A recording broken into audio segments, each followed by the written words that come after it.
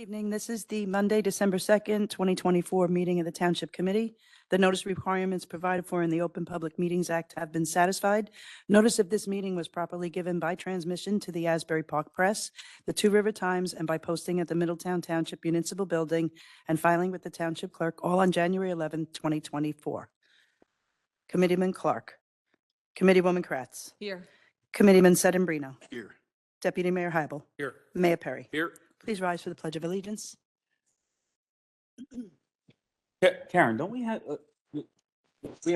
our silver award girls here, right? Who's our winner? Come on, lead us in the pledge. Come down here. Come on down. I'm putting you on the spot, absolutely. Come right down here. Let's give it up for our silver award.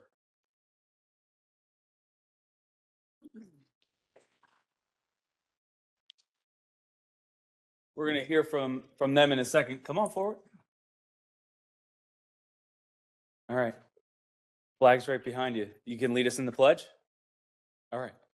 Go ahead. With allegiance to the flag of the United States of America and to the republic for which it stands, one nation, under God, indivisible, with liberty and justice for all. Thank you, ladies. I love it. Adaptable. All right, Karen. At this time, I'd like to ask for a moment of silence worldwide for our troops serving worldwide, defending our Constitution, freedoms, and way of life. Thank you.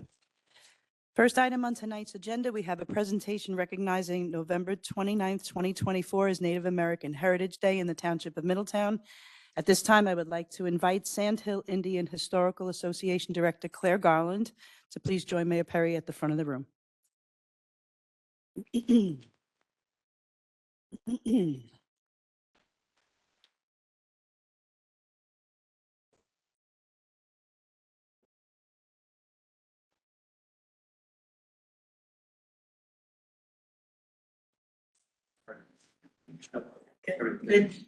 Good to see. Claire is here for a very special reason. And for those of you who don't know Claire Garland, an absolute advocate, someone that not only loves history and has stood at this, at the front of our township meetings. Last time we did this, I think, was in the old building, right? But someone who has dedicated themselves to loving and preserving history, somebody that works tirelessly, that comes to every meeting with some treats too, especially, but somebody that's dedicated themselves to ensuring that the legacy of the Lenni Lenape tribes, of the Native American history lives on in Middletown. And a few months back, not only did Claire join our America 250 committee, which is Middletown's effort to celebrate our 250th anniversary of our founding, which will take place in 2026. And the planning for that began earlier this year. But Claire came to the township with a request and advocated for not only the further preservation of that Native American history, but to continue to recognize it in and around town. And Claire, in perfect Claire Garland fashion, did all the research, must have provided me with a 26-page report of why we need to create a sign at the location of our train station and our Middletown Arts Center for what is known as the powwow grounds. What I don't think Claire knows yet is that, Claire, we are making that marker happen, and it's because of your advocacy. So in recognition of Native American Heritage Day, which was November 29th, we wanted to bring you in, Claire, and actually present you with what will be a copy, what it is a copy for you to take of the plaque that is going there. And it says this location at the Middletown train station was the site of the, you gotta help me. Chickasaw. Okay. I'll get that. By the time the sign goes up, I'll have that down. Chickasaw Village or the Powwow Field in Ramazing, a Native American place for assembly, trading goods, celebrating communication and spirituality between the Lenape-Navissing people and the early settlers who arrived in 1664. The cooperation and assistance of everyone involved greatly contributed to the success of the village of Middletown. So Claire, your advocacy has paid off once again, and this plaque will be mounted right near those powwow fields because of your advocacy, love, and dedication to preserving that Native American history. So thank you for everything.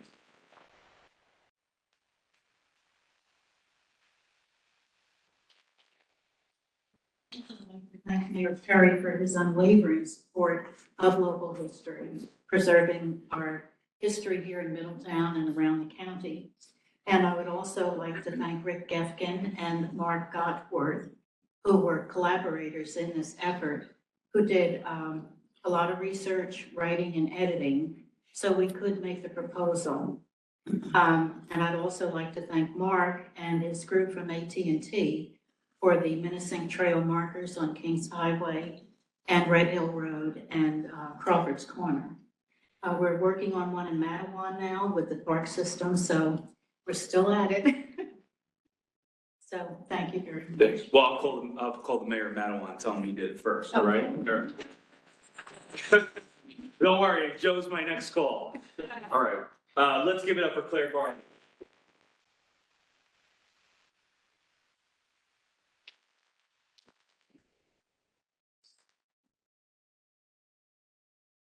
Beautiful. Thank you, Claire. And Claire is always here with her beautiful family. What's that? Should I leave this? No, you're taking that with you. That's for you. Thank you. All right, you got it. All right, thanks, Claire. No. You see him being like controlled by person's like yelling at him. Yeah. All right, Karen, ready?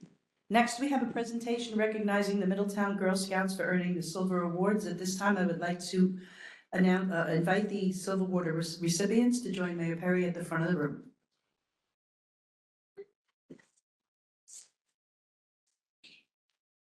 Second trip up here.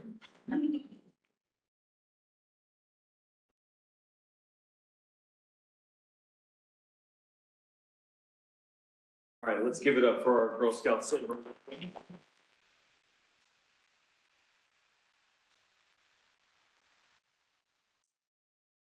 Oh, in the back there. Yeah. All right. So, first of all, congratulations.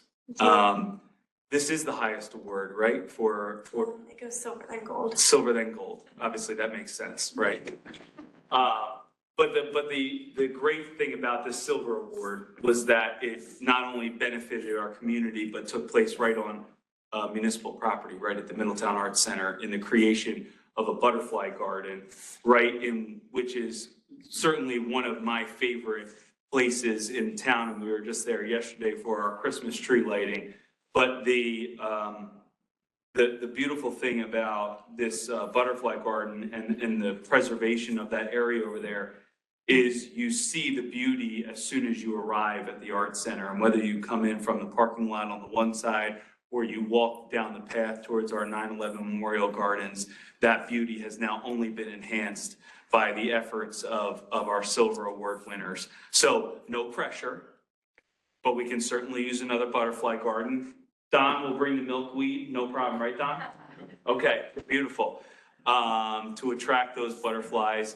But we're so proud of you. Middletown is so proud of you.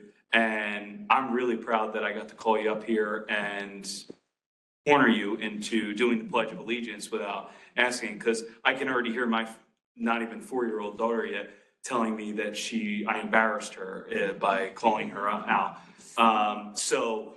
Congratulations. So on behalf of the Township Committee, we want to congratulate the Girl Scouts of the Jersey Shore on earning their Girl Scout Silver Award. Receiving a Silver Award is the highest honor a cadet Girl Scout can earn, and we appreciate how much you work, how hard you had to work to achieve this. Thank you for dedicating your project to addressing the need for more pollinators and butterflies by building a community butterfly garden at the Middletown Arts Center, hosting a virtual event to raise awareness about the issue and creating a garden of perennial flowers. Through this impressive project, you've helped improve our community while leaving your mark. Signed on this day, the 2nd of December, 2024. Congratulations to you.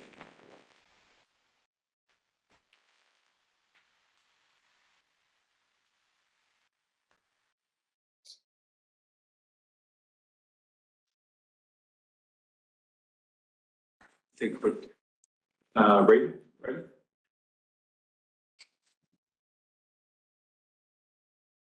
All right. 1, 2.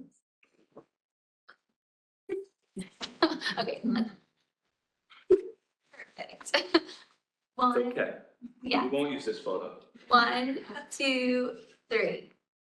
Congratulations. Good luck.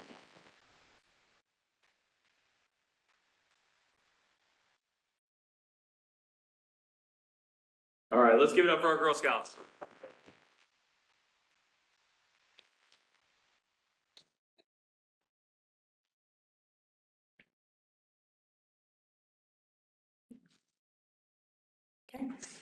Okay, next we have a presentation recognizing MSC Spirit Red 2013 girls team for winning the 2024 New Jersey President's Cup Championship.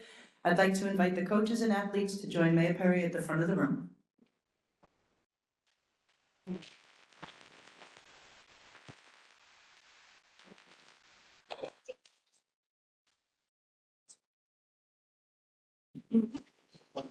Take your time now, real quick.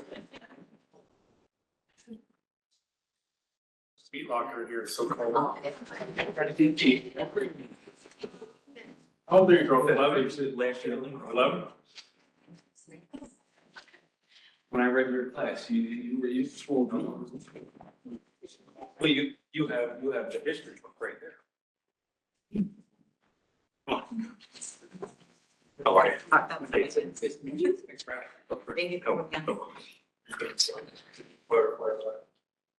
for having me. Let me just give you back. You can kick it off. All right, sure. We're reversing roles. This is good. I won't take long. My name is Matt Blessing. I'm one of the managers. This is Coach Chris and Coach Crystal. These girls are the 2013 Middletown Soccer Club President's Cup champions. President's Cup is one of the state cup competitions. It's a prestigious event. They are actually the first team, the first Middletown team to win the President's Cup since 2015. It's the first one in 10 years. So we're very proud of them. You guys want to say anything? Mayor Perry, thank you for having us and everyone behind the scenes to get us here. These girls showed up and with just a warrior mentality. And that final of, the President's Cup, that championship game, they came together, and we were in the final the year before that. And we went home as finalists, and I heard it for an entire year. We are not returning and walking off without a trophy. And I said, okay. So they put in the work, but they were just determined to get the job done. And they did it, and they're just an awesome bunch off the field. So congrats, girls. Very good job. That's what they said. All right. So let's give it up for our champions real quick.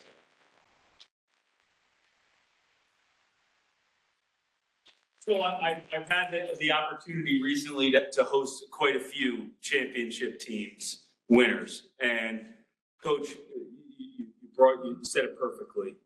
With each lesson that you had last season, you realized what a taste of defeat was. But it's the lesson that you learned from that defeat that makes you a champion today, right? And all those cool sweatshirts that say President's Cup champions on it, that you all had to quickly remove before coming up here. That's the taste of that championship mentality. The taste of that defeat, the taste of that challenge, the ability to go out and drive each day, practice harder, work more collaboratively together, understand each of your strengths and weaknesses on and off the field. That's what makes a champion. Do me a couple favors real fast. Number one, say thank you to your parents that are out here in the audience for driving you to practice and taking you to all the things and getting you all the equipment and all that stuff. Give them a big thank you.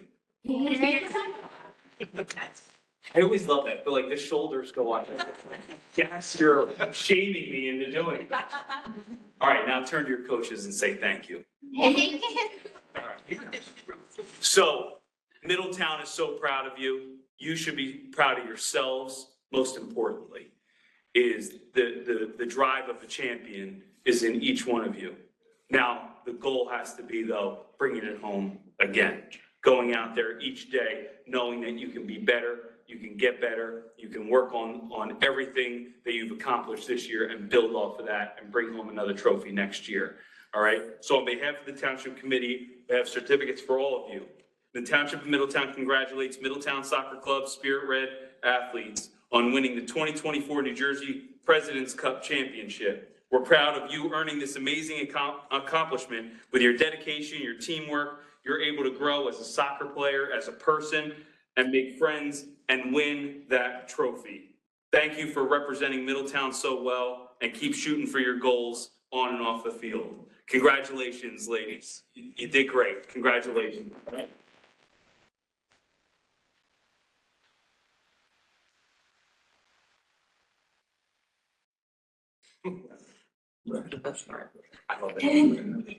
All right. Great handshakes. Yeah. All right, let's take a quick picture real fast, all right? You can come. Yeah, we've all taken pictures before, right? All right. I'll take some. I'm gonna take one and then. All right, ready? All right, on the count of three, we're gonna say Spirit Red, okay? 1, 2, 3. Spirit Red. Awesome. Congratulations. You want to stop that? Wait a second, you gotta let all those people that I just forced you to thank, they're now gonna take pictures. Yeah.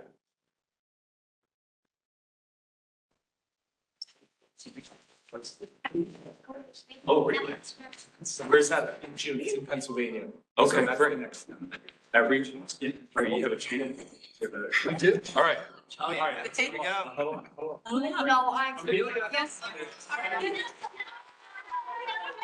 not doing. I feel pressure you enough. We're doing it. Come on, when I say, come on.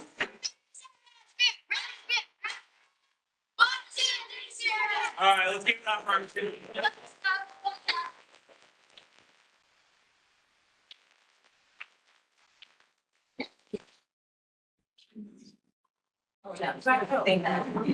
You got it.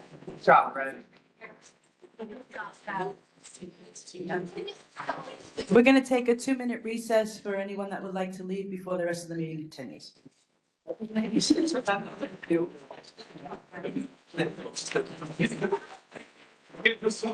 go. Okay, we have a proclamation for the record recognizing December 7th, 2024 as Pearl Harbor Remembrance Day in the Township of Middletown. Next on our agenda, we have public hearing of proposed ordinances. First, we have 2024-3441, a bond ordinance amending and restating ordinance 2024-3434 by providing an appropriation of $2,100,000 for acquisition of property by and for the Township of Middletown in the County of Monmouth, New Jersey, and authorizing the issuance of $1,995,000 in bonds or notes of the township for financing part of the appropriation. Any member of the public wishing to speak on public ordinance number 2024-3441? Seeing no member of the public stepping forward, move to close public portion and approve. Second. Committeewoman Kratz. Yes. Committeeman Sedambrino. Yes. Deputy Mayor Hybel. Yes. Mayor Perry. Yes. Motion carries to pass this ordinance on second and final reading. Next, we have ordinance 2024-3442, an ordinance authorizing acceptance of declaration of restrictive and protective covenants for stormwater maintenance and various related deed of easements over portions of Block 720, lots 4.01, 4.02, 4.03, 4.04, and 4.05 Atlantic Avenue. Any member of the public wishing to speak on public ordinance number 2024-3442? Come on down, though. I like those new glasses, Deputy Mayor. You still can't see. That's right. Good news. Here's the good one, I remember. All right. Sir, state your name and address for the record. Hi, my name's Don Watson, living at 1 Collinson Drive in New Monmouth. I was just wondering whereabouts Atlantic Avenue is. Whereabouts in the town? Yeah. Or whereabouts that we need these easements? What do we need these easements Both. for? How's that? Okay. Tom? This is the Atlantic Avenue in Hillside Oh, okay. neighborhood. I think this is sort of like a dead end. Right. I thought it was one down by Ideal Beach. No, No. And I'm trying to think of what kind of slopes and stuff are at Yeah. Ideal Beach besides sand and. Anyway, I wouldn't have these questions if we were able to search on the GIS property map by block and lot number. All we can do is by address. coming soon. Yeah, that's what you said back in the spring. Yeah. Well, we gotta wait till his contract expires, so it expires at the beginning of January of 2025. Nah. Okay, thank you. That's all I got. All right, thanks, Don. Any other member of the public wishing to make a public comment? Seeing no other member of the public stepping forward, move to close the public portion and approve. Second. Committeewoman Kratz. Yes. Committeeman Sedambrino. Yes. Deputy Mayor Hybel. Yes. Mayor Perry. Yes. Motion carries to pass this ordinance on second and final reading. Next, we have ordinance 2024-3443, an ordinance amending the Code of the Township of Middletown governing smoke and vape shops and the sale of vaping and smoking products and paraphernalia in business establishments. Any member of the public wishing to make a public comment on public ordinance number 2024-3443? Melanie, come on down.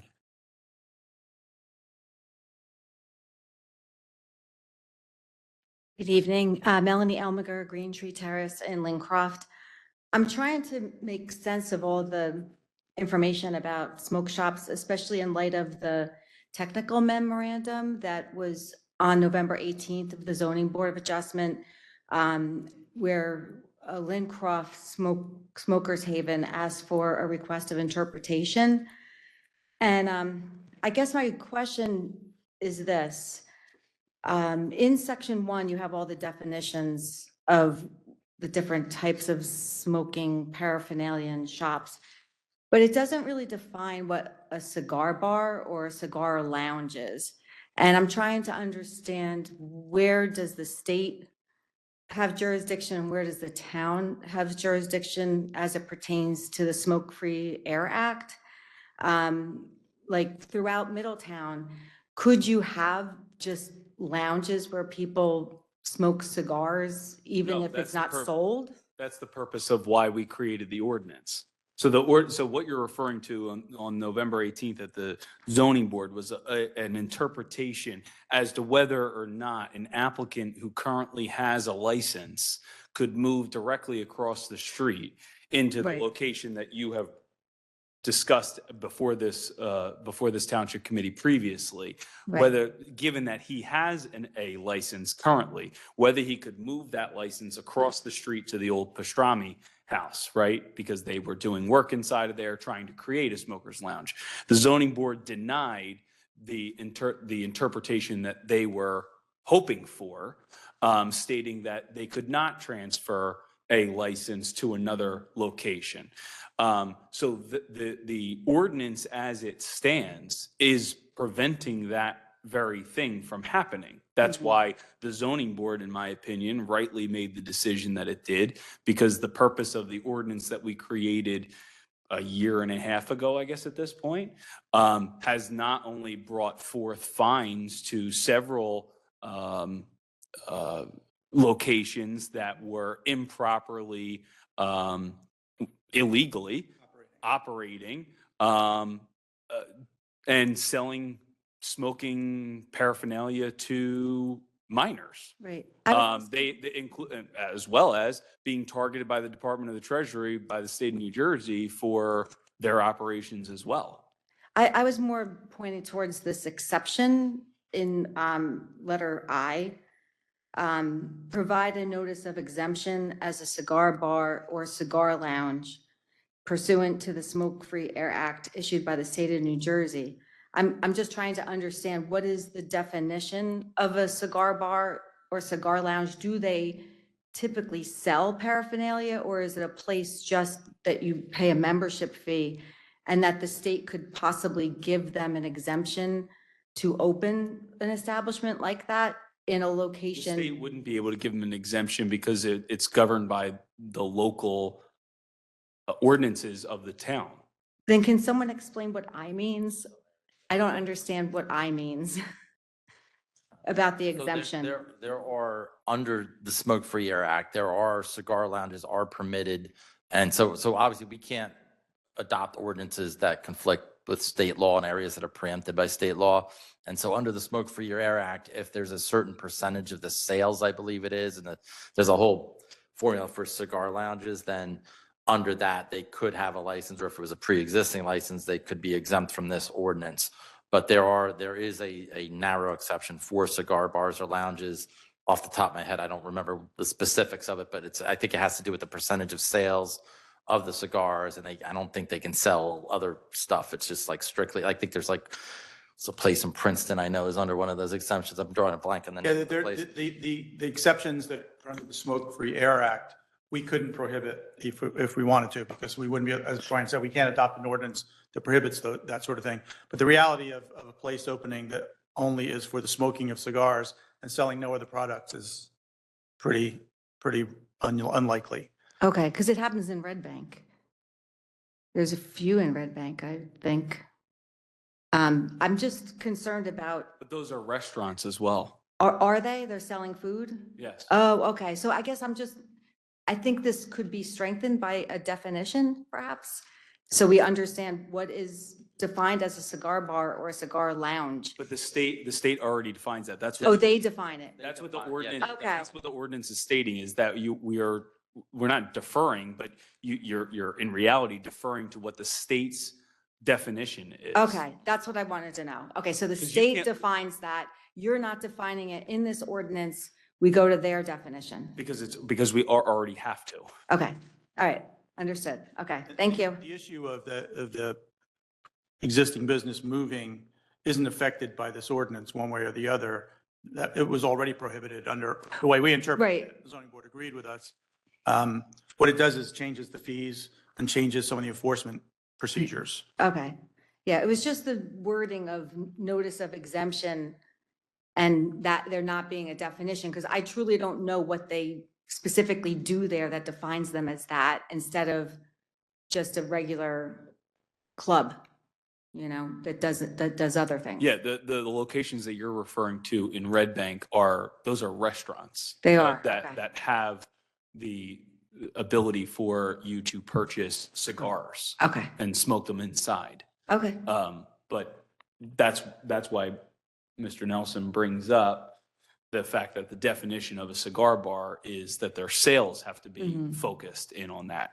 okay. Okay, because Smokers Haven has locations in other towns. That's why I was trying to make that distinction and understand that difference, But they also sell cigars. which you don't allow, but Colts Neck does, Marlboro does, or This whatever. ordinance would not allow it. Any new Okay, locations. just making sure. Okay, thank you. I thought Melanie was gonna come up here and be like, yeah, zoning board denying them. Yeah. Raise more questions. Yeah. Cigar smoker, huh? I didn't ask. All right, any other member of the public wishing to speak on public ordinance number 2024-3443? Seeing no other member of the public stepping forward, move to close the public portion and approve. Second. Committeewoman Kratz. Yes. Committeeman Sedambrino. Yes. Deputy Mayor Hybel. Yes. Mayor Perry. Yes. Motion carries to pass this ordinance on second and final reading. Next, we have ordinance 2024-3445, an ordinance amending Chapter 240-23 of the Code of the Township of Middletown, establishing fees for Carfax accident reports. Any member of the public wishing to make a public comment on ordinance number 2024-3445? Melanie, come on down. You don't work for Carfax, do you? I don't even really know specifically what they do differently than what the data that you have now. So I'm trying to understand Carfax accident reports. Like if you just put an Oprah request in and then they transferred it to the police department, is that the same thing, or is Carfax something more enhanced Different than Oprah? than what we get now? like, if you put an Oprah request in, they'll transfer it to the police department, or you can go directly to police records and ask for just a regular accident report. You're saying that it would be $5 to get that accident report? To get the report? Yeah. Yes. So here's my concern. As you know, there's been many accidents in Lincroft. Lately, there have been a couple sequential accidents. There was a 6-car accident, there was a 4-car accident. We've been trying to study why are these accidents happening. So we request a lot of accident reports because when you see an accident, it doesn't always explain it. In fact, sometimes it's sun glare. Sometimes it's, the driver admits that they did something and it's not the turn or aggression. A lot of times it's weaving, different things. So unless you read the narrative and you can see what people describe it as what happened, even with a witness, you really don't know why that accident occurred, because just by the diagram, it looks like they're clearly at fault. So I'm wondering if, as an exception to this, if there's any way you can get a data dump of some kind and look at it that way, and they're not really providing, they're just really doing a search on a specific field. Usually, if we request it, through the Lincroft Village Green Association, we'll say, okay, the accident occurred on 520 Newman Springs Road with, during this time period. And I'll get probably a stack of papers this thick. We go painstakingly through them one by one and look to see what the behavior was of the drivers, because accidents on their own don't tell the story. It's the detail of the accident that tells the story. And at $5 a report, we will never look at the accident reports again. We can't afford to pay that. So I'm wondering if there could be a way that the police can just dump the data and then you figure it out, not provide neat papers or any kind of, file that they have to manage. Like, is there any other workaround to the $5 per report? We'll talk to our traffic bureau and ask them that question, because I'd be lying to you if I knew that answer at this moment. No one has asked me that. So I'm happy to talk to our traffic department, our records and office and the chief and see if something like that's possible. I just don't know any other way to do the work we've done, especially as the Acme Road's being built. One of the big reasons why the Phalanx Road roundabout was, kind of supported by the county is that we went through all the accident reports and we showed them there really are T-bones coming out of the back of Brookdale, and it warrants this area to be looked at for the speed, because a lot of kids coming out of college were getting T-boned. But the accident reports themselves, you look at it, you might think, it's just user error, the driver not paying attention. But truly it was bad sight lines or speed. So those types of things we look at to get a more specific story, because it's so easy just to say, there's so many accidents, everybody's driving terribly. A lot of times there's a legitimate reason and we can categorize those and group those, but only by looking at the reports. We'll talk to traffic. Okay, thank you. Thank you. Any other member of the public wishing to speak on public ordinance number 2024-3445? Don?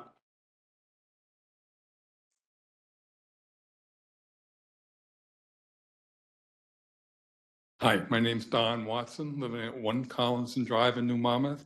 I was just wondering, where's Carfax getting their reports from? From the police department, right? It may not necessarily be, it could be a vehicle that was involved in an accident that didn't end up necessarily resulting in a police report. So this gives the police department the ability to access Carfax to get information about maybe a prior accident that a vehicle was.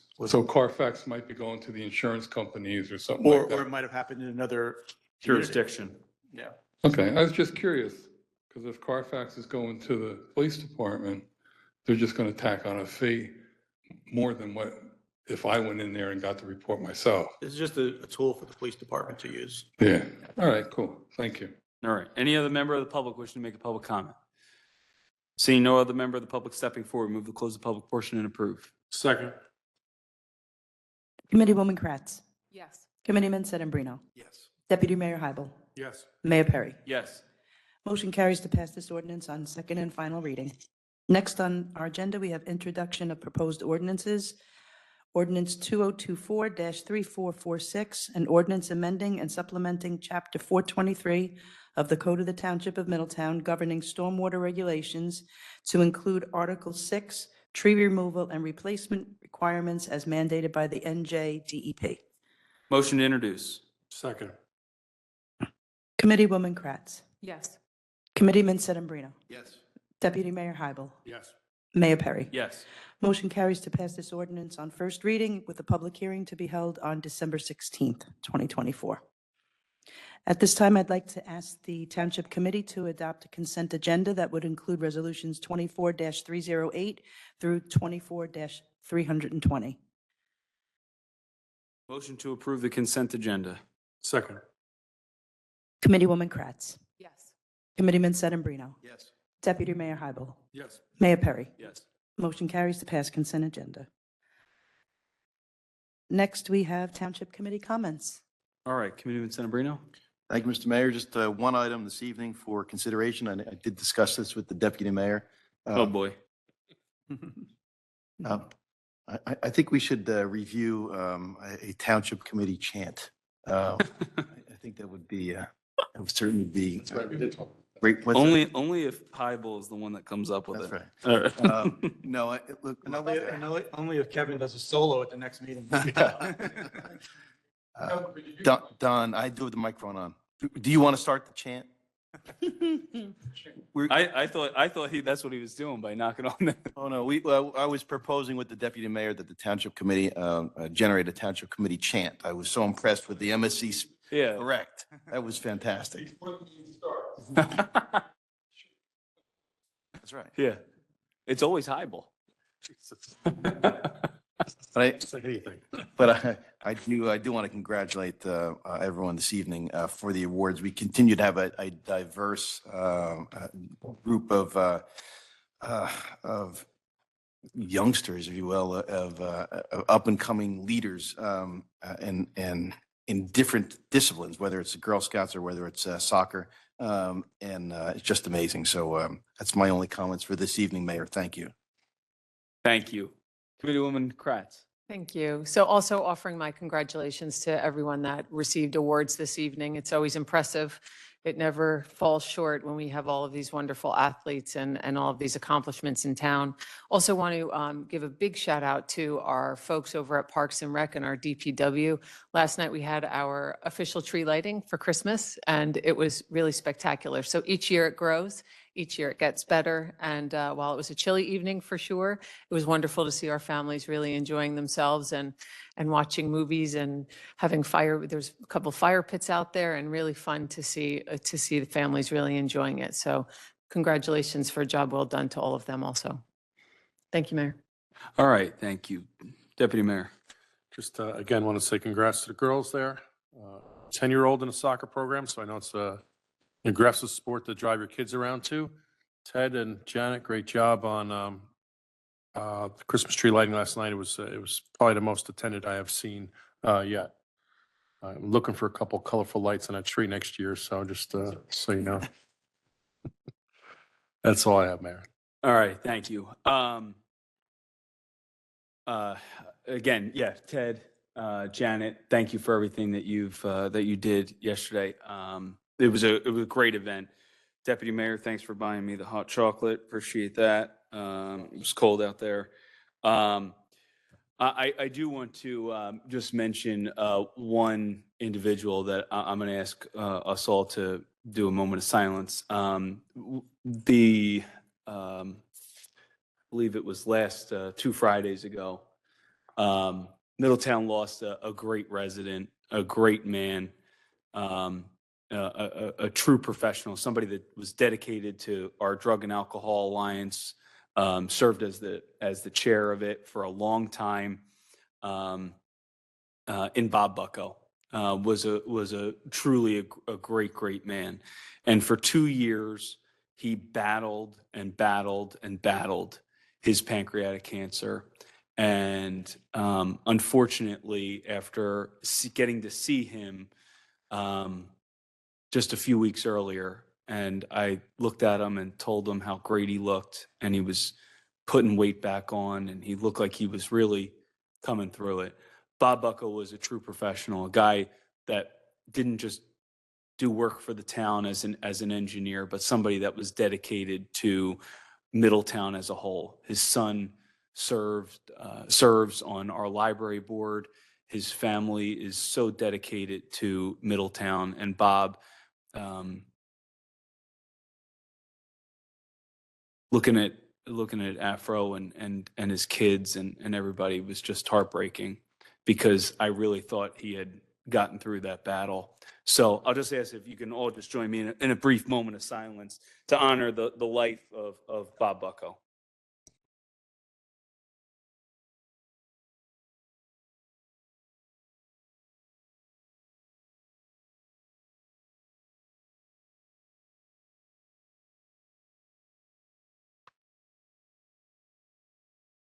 All right, I'll open it up for public comment. Any member of the public wishing to make a public comment may do so. Ask that you state your name and your address for the record, and that you keep your comments to 5 minutes. At 4 minutes, I'll let you know that you have 1 minute remaining so that you may begin to wrap up your comments. Any member of the public wishing to make a public comment? Don, come on down.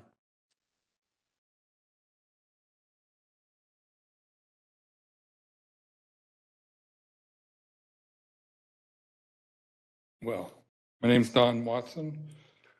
I live at 1 Collinson Drive in New Monmouth. That's one? That's number 1. Okay, just making That's sure. the first house in Got it. from the street. Number 2 is right across the street. Yeah. I was thinking about this GIS thing, and Tony, you were saying we have to wait for the contract to run out, Yeah, we're switching to a new company. but wasn't this in the contract that they had to provide block and lot searching? We can search by block and lot. The public should be able to search by block. They should. Yes, and it will with the new company. Right, but isn't that in the current contract for the public to be able to search block and lot? It was something that they weren't really successful in providing, and that's one of the reasons. That's why we're getting rid of them. With them.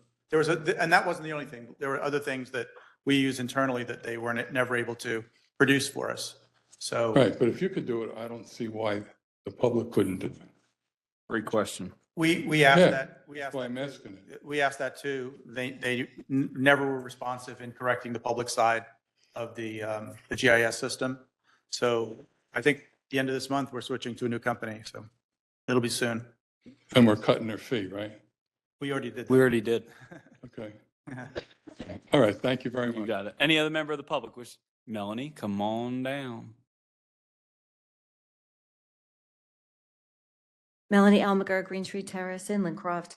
I just have a quick question. There's something I've been trying to work on probably for about 1.5 years. It's related to the pedestrian bridge at Sunnyside on Middletown Lincroft Road, which is a county road. When the county replaced the pedestrian bridge, they told me they're only responsible for creating an asphalt berm along the length of the bridge part.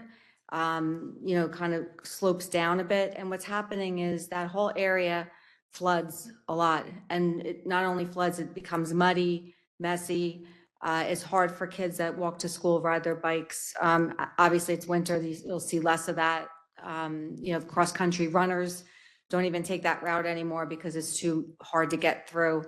The county cut back a lot of the overgrowth, but when I spoke to the county highway, they said that it's not their jurisdiction. They said they think the problem really is that the sidewalk has to be raised to be more in line with the pedestrian bridge in order for not to create a flood condition. They're saying that it has nothing to do with the road. Yes, the water comes down the road and the berm keeps it off that sidewalk for a bit, but it sweeps right across. I'm not sure how that checks out if it didn't flood prior to it. Yeah, I don't have any pictures prior. It's just a complaint we often get from people that don't get busing. I'll call Joe Attore from the Yeah. from the Talking county. about the bridge at the southerly end of the park.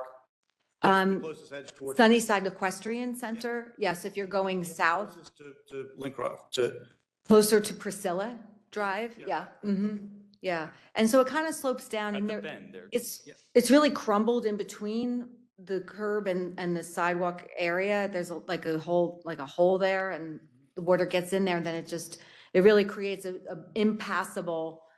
And especially I know you're putting more focus on safe routes to school, like with the River Plaza project and that. And, you really can't pass through there, even just people that want to get to Sunnyside or the park across the street. So, all right, thank you. Thanks, Melanie. Any other member of the public wishing to make a public comment?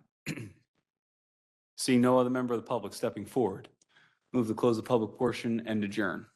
Second. Committeewoman Kratz, Yes.